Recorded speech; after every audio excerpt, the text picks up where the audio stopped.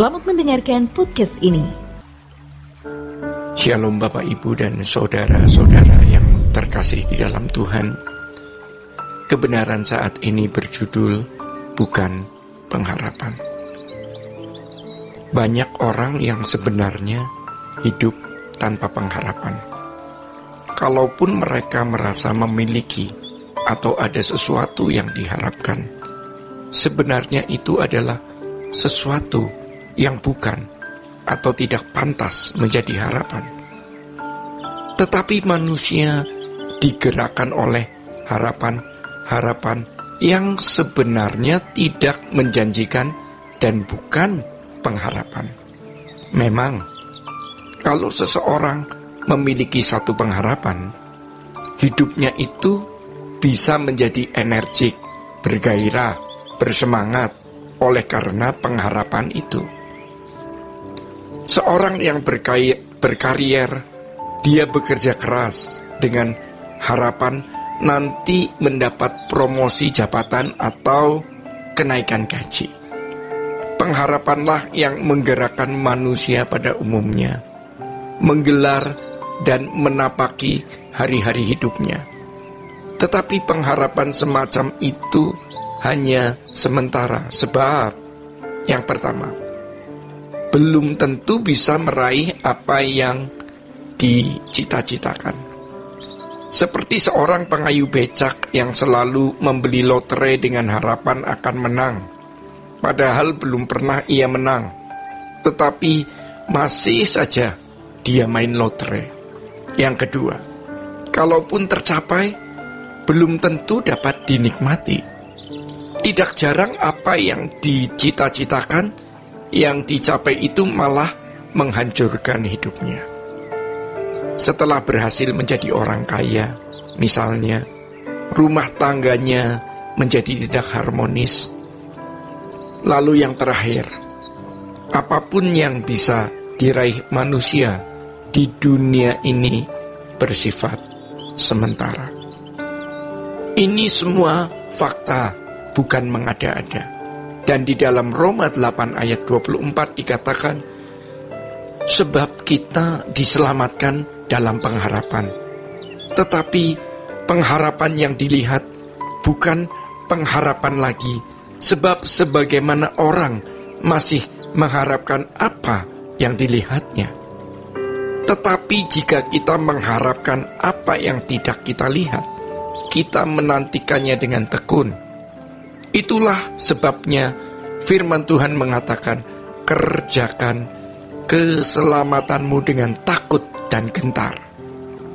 Jadi, orang percaya yang benar pasti berjuang mengalami proses untuk menjadi sempurna seperti Bapa atau serupa dengan Yesus, yang sama dengan dikembalikan ke rancangan Allah semula, di mana nanti kita akan dimuliakan bersama dengan Tuhan Yesus menjadi anggota keluarga kerajaan Allah.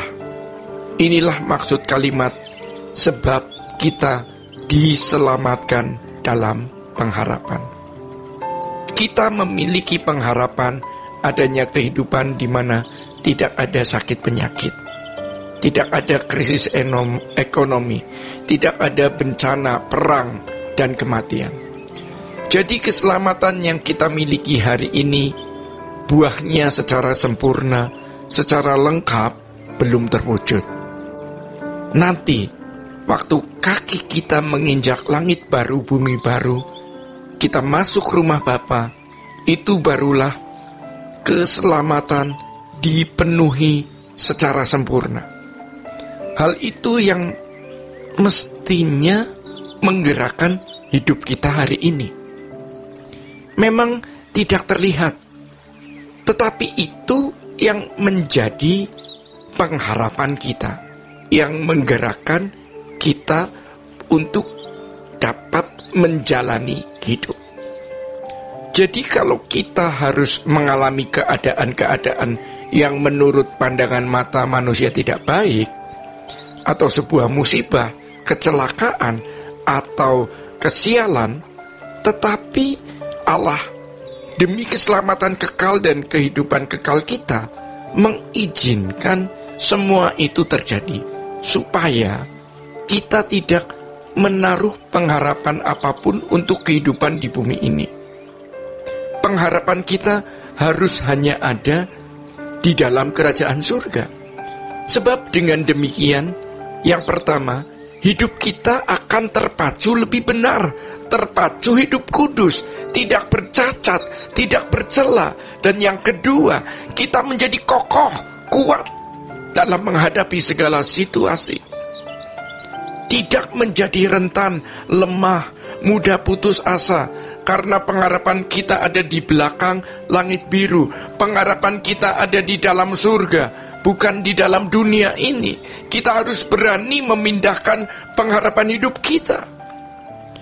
Bukan sekedar nanti mudah-mudahan aku dapat jodoh. Setelah dapat jodoh, nanti mudah-mudahan aku punya anak. Setelah punya anak, mudah-mudahan nanti aku sempurna, sukses. Suamiku atau istriku adalah pasangan yang ideal dan sempurna. Nanti punya menantu yang baik, bisa menyaksikan cucu-cucu, dan melihat mereka semua berhasil dalam studi dan kariernya. Pengharapan yang sesungguhnya itu di kekekalan. Kalau sesuatu yang dijadikan pengharapan tetapi tidak memenuhi rencana Allah di dalamnya dan tidak mendukung kehidupan kita agar layak masuk ke dalam rumah Bapa, menjadi anggota keluarga kerajaannya, itu bukanlah pengharapan. Itu bisa menjadi racun, menjadi penghalang yang menggagalkan kita memperoleh apa yang bernilai kekal. Saudara-saudara, firman Tuhan mengatakan di Injil Matius 6 ayat 21, di mana ada hartamu, di situ hatimu berada. Ayat ini sebenarnya memberikan kita pesan bahwa kita harus sudah memindahkan hati kita di dalam kerajaan surga. Pengharapan kita di langit baru, bumi baru. Jadi, seberat apapun masalah yang kita hadapi, kita menjadi kuat. Memang hidup di dunia ini tidak ada pengharapan. Namun ironis, banyak orang keras kepala. Mereka tidak mau tahu bahwa itu bukan pengharapan. Tetapi ketika ia di ujung maut, dia baru tahu betapa fananya hidup ini. Semua miliknya ternyata tidak bisa menemani dia. Padahal untuk semua itu dia berusaha. Mari kita ubah pengharapan kita di langit baru dan bumi baru. Kalau tidak sampai kepada level ini, berarti kekristenan kita percuma. Maka Kolose 3 ayat 1-3 mengatakan, pikirkan perkara yang di atas, bukan yang di bumi. Carilah perkara yang di atas, bukan yang di bumi. Bapak, Ibu, dan saudara-saudara yang terkasih di dalam Tuhan, demikian kebenaran pada saat ini. Tuhan Yesus memberkati. Sola Gracia.